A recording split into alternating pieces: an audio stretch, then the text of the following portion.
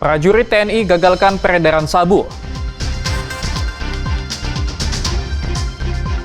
Revitalisasi Stadion Teladan diperkirakan molor.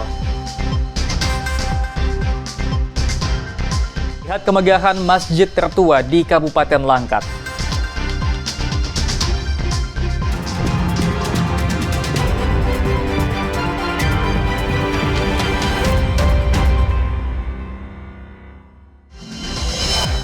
Halo, selamat pagi saudara. Kompas Sumut hari ini hadir dengan beragam informasi penting dan menarik dari Sumatera Utara. Selain 3 sorotan tadi, sejumlah informasi lain akan kami sajikan dalam Kompas Sumut.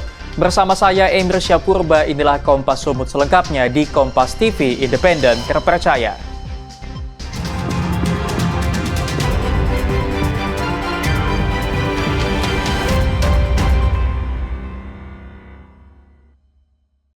Saudara, prajurit TNI mengamankan seorang pemuda yang membawa 1 kilogram sabu. Dari hasil pemeriksaan, pelaku akan mengedarkan barang haram tersebut ke wilayah Rantau Prapat, Kabupaten Labuhan Batu.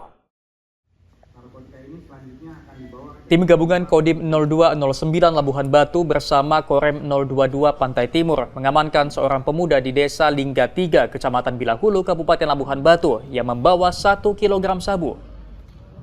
Panglima Kodam 1 Bukit Barisan Maijen TNI Rio Firdianto mengatakan penangkapan ini berkat laporan warga tentang pemuda yang diduga oknum TNI terlibat peredaran narkotika. Tim gabungan langsung mendatangi pemuda yang dicurigai dan menemukan tas kertas berisikan 1 bungkus berisi 11 paket kecil sabu dengan total berat 1 kilogram. Pelaku yang merupakan warga sipil mengaku baru mengambil paket sabu dari anak buah kapal di Desa Panipahan dan akan diedarkan di kawasan Rantau Prapat, Kabupaten Labuhan Batu. Tim gabungan menerima informasi dari masyarakat tentang adanya seorang laki-laki yang dicurigai memiliki narkoba dan dicurigai juga ini ada seorang TNI. Kemudian dilaporkan berjenjang ke Dandim 0209 Labuhan Batu. Selanjutnya dilakukan pendalaman laporan tersebut. Kemudian sekitar 15.00 WIB, banyak 11 personel gabungan bergerak menuju lokasi yang dicurigai.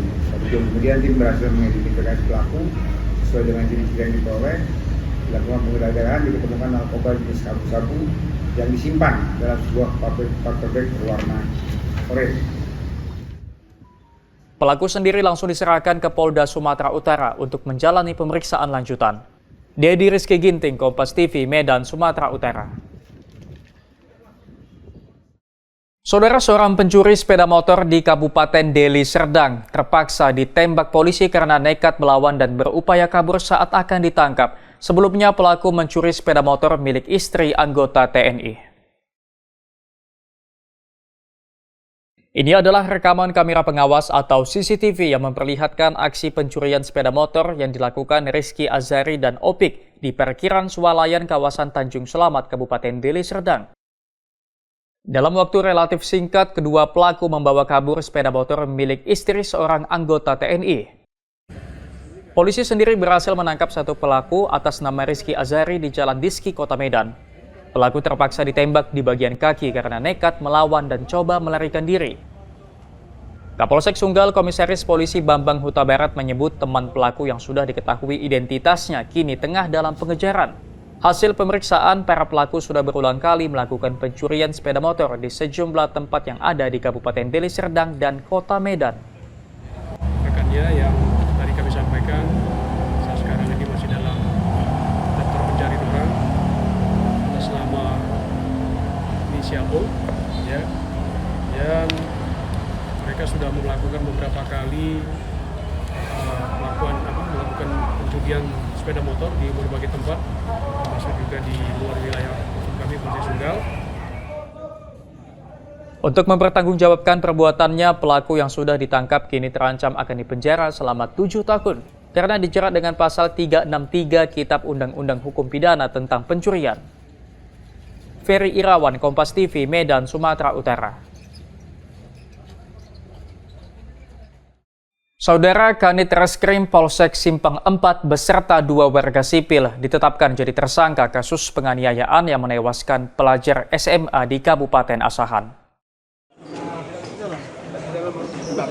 Gimana bang? Bang, gimana bang? Tim gabungan Polda Sumut dan Polres Asahan menetapkan Ibda Ahmad Effendi, Kanit Reskrim Polsek Simpang 4 bersama 2 orang sipil yang bertugas membantu polisi atau Banpol di Polsek Simpang 4 sebagai tersangka atas tewasnya Pandu Brata Siregar, seorang pelajar SMA di Kabupaten Asahan. Ketiganya diduga melakukan penganiayaan terhadap korban.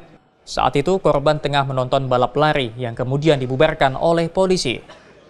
Polisi juga mengamankan 12 alat bukti seperti 3 unit sepeda motor, senjata api milik Ibda Ahmad Effendi, senter, telepon genggam, dan pakaian. Dirkrimum Polda Sumatera Utara Kombes Sumeryono menjelaskan bahwa kedua warga sipil dibawa oleh Ibda Ahmad Effendi yang bertindak sebagai pimpinan dalam kejadian tersebut. Yang pertama, Ibda AE adalah pemimpin pada saat itu, dan kedua DAP dan YS itu sebagai pembantu Ibda AE. Dan pada saat itu tentunya secara spontanitas dilakukan karena ada provokasi tadi, sehingga terjadilah penganiayaan yang mengakibatkan korban meninggal dunia. Polisi sendiri sudah melakukan prarekonstruksi untuk mengungkap peran masing-masing tersangka. Armendo Sinaga, Kompas TV, Asahan, Sumatera Utara. Revitalisasi Stadion Teladan diperkirakan molor, saksikan usai jeda.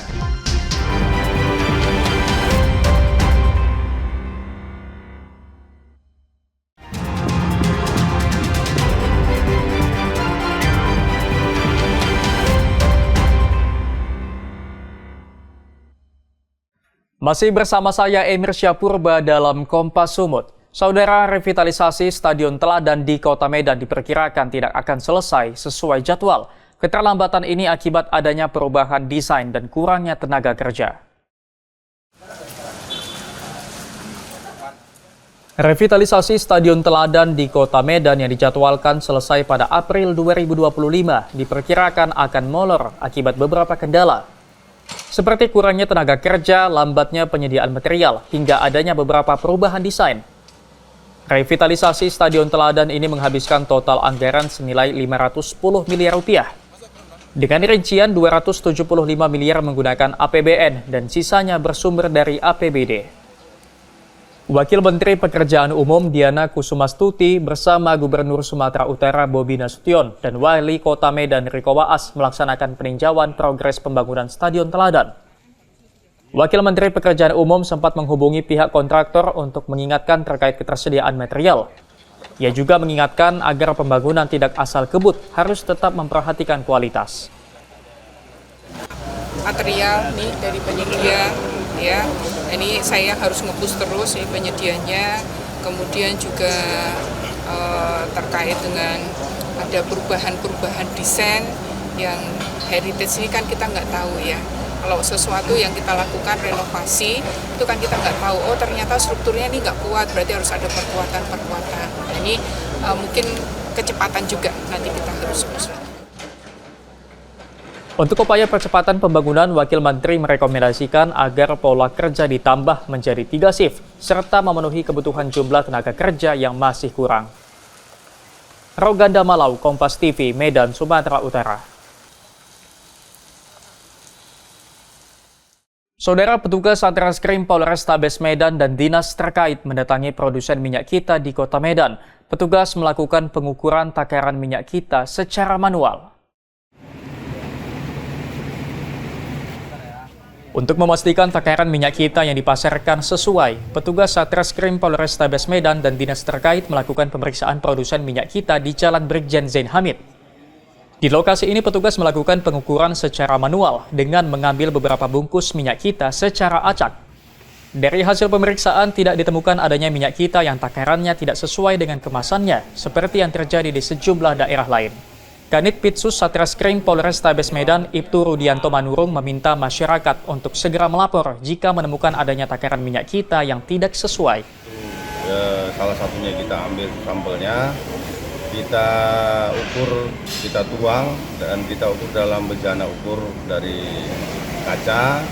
Ternyata hasilnya ketiga-tiganya sesuai dengan kondisinya, yaitu dalam kemasan 1 liter terdapat 1 liter, bahkan ada lebih sedikit ya.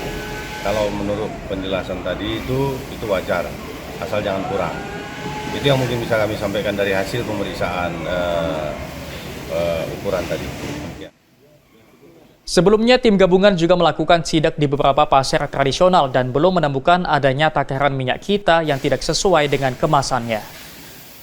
Ferry Irawan, Kompas TV, Medan, Sumatera Utara.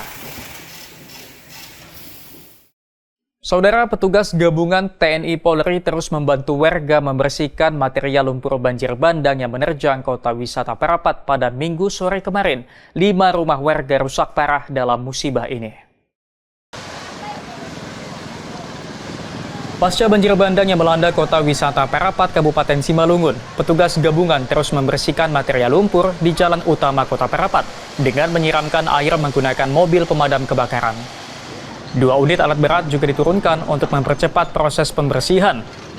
Tim gabungan juga membantu warga membersihkan genangan lumpur yang memasuki rumah warga. Petugas juga menyisihkan bebatuan yang menutupi aliran sungai Batu Gaga yang meluap hingga menyebabkan banjir bandang.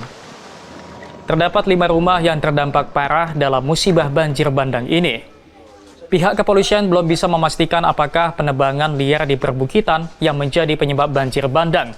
Namun, hujan deras terus-menerus menjadi salah satu faktornya. Armendo Sinaga, Kompas TV, Simalungun, Sumatera Utara. Melihat kemegahan masjid tertua di Kabupaten Langkat, saksikan usai jeda.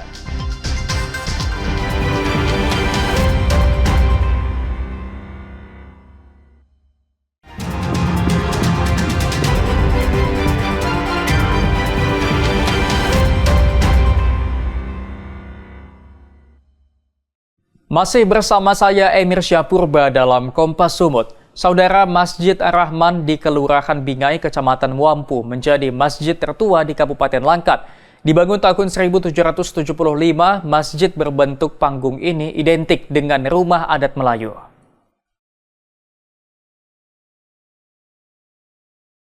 Meski sudah berusia ratusan tahun, Masjid Ar-Rahman masih kokoh berdiri hingga saat ini. Masjid yang bentuknya menyerupai rumah adat Melayu dan didominasi warna hijau dan kuning, dibangun oleh 7 orang pedagang Yaman, 2 diantaranya Syekh Jabar dan Syekh Baka. Saat itu pedagang yang kerap berlayar di Sungai Wampu memutuskan membangun masjid dengan menggunakan kayu. Sejumlah kayu yang menjadi pondasi masjid bahkan didatangkan langsung dari Malaysia. Kini sejumlah bagian masjid masih belum pernah direnovasi, seperti 4 tiang pondasi utama masjid dan mimbar masjid yang masih kokoh dan terawat.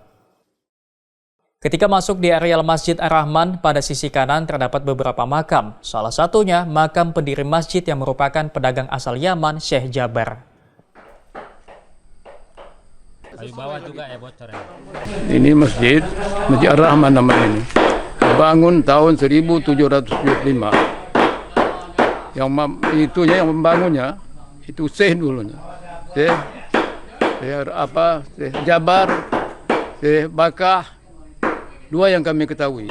Katanya 7 apanya ini.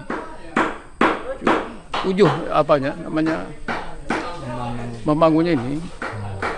7 orang katanya ini. Nah, dari yang kita ketahui ini, beliau ini yang membangun ini dulu keturunan dari mana, Pak? Dari apa katanya? Yaman. Dari Yaman. Warga dan pengurus masjid berharap pemerintah memberikan perhatian agar masjid tua ini tetap bertahan menjadi salah satu saksi sejarah perkembangan Islam di Sumatera Utara. Dedi Zulkifli Tarigan, Kompas TV, Medan, Sumatera Utara.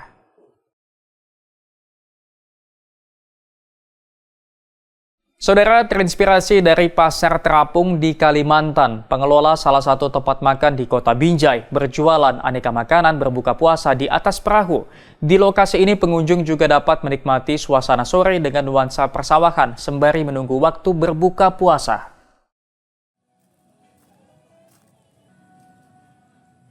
Hampir setiap sore di bulan Ramadan, warga memenuhi pasar terapung di Kelurahan Cengkeh Turi, Kecamatan Binjai Utara untuk berburu aneka menu makanan berbuka. Aneka menu berbuka puasa dijajakan di lokasi ini. Uniknya, mereka menjual di atas perahu seperti pasar terapung yang ada di Kalimantan. Selain itu, warga juga dapat menikmati nuansa persawahan sembari menunggu waktu berbuka puasa.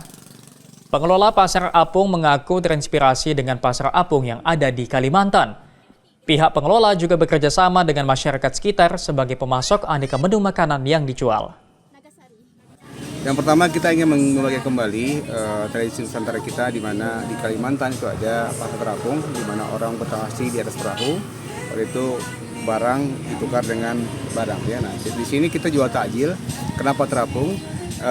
Karena masyarakat itu mencari hal yang unik, mencari hal yang tidak biasa, dan kita sajikan jualan takjil di atas perahu. Warga sendiri mengaku senang dengan adanya pasar terapung di lokasi ini. Selain dapat membeli menu makanan berbuka dengan harga yang murah, warga juga dapat ngabuburit bersama keluarga di lokasi ini. Kue tradisionalnya kalau dibilang rasanya enak-enak, karena tahun kemarin pun kami kemari, kalau bulan puasa itu memang pasti cari kemari. Yang menurut kakak unik yang beda di sini itu apa? Bedanya karena jualannya di atas kapal terapung, lain dari yang lain kan. Pasar terapung ini sendiri akan hadir hingga akhir Ramadan mendatang. Dedi Zulkifli Terigan, Kompas TV, Binjai, Sumatera Utara.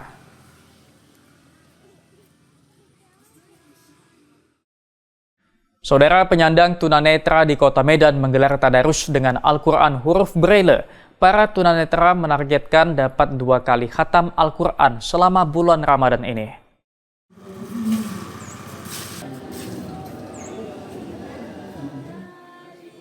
Dengan kusyuk, puluhan tunanetra di Kota Medan melantunkan ayat-ayat suci Al-Quran. Dengan tekun, jari-jari para tunanetra ini meraba setiap huruf di Al-Quran Braille. Keterbatasan penglihatan sama sekali tidak menghalangi para tunanetra ini untuk menjalankan ibadah di bulan suci Ramadan. Setiap hari Kamis dan Minggu, para tunanetra ini sengaja berkumpul di kantor Persatuan Tunanetra Indonesia daerah Sumatera Utara di Jalan Sampul Medan untuk menggelar tadarus. Dipandu sesama tunanetra yang telah mahir membaca Al-Quran Braille, para anggota pertuni bergantian membacakan ayat-ayat suci Al-Quran. Oh ada Pak, ada yang mengontrol bacaan-bacaan mereka. Itu kalau misalnya ada kesalahan itu diarahkan oleh pengontrolnya, karena di sini ada guru-gurunya Pak. Para tunanetra berharap dapat 2 kali khatam membaca Al-Quran di bulan Ramadan kali ini. Dedi Zulkifli Terigan, Kompas TV, Medan, Sumatera Utara. Sampai di sini Kompas Sumut hari ini. Anda bisa menyimak video tayangan kami di kompas.tv atau siaran langsung via streaming di kompas.tv/live. Kami undur diri, tetap saksikan rangkaian program berita di Kompas TV, independen, terpercaya.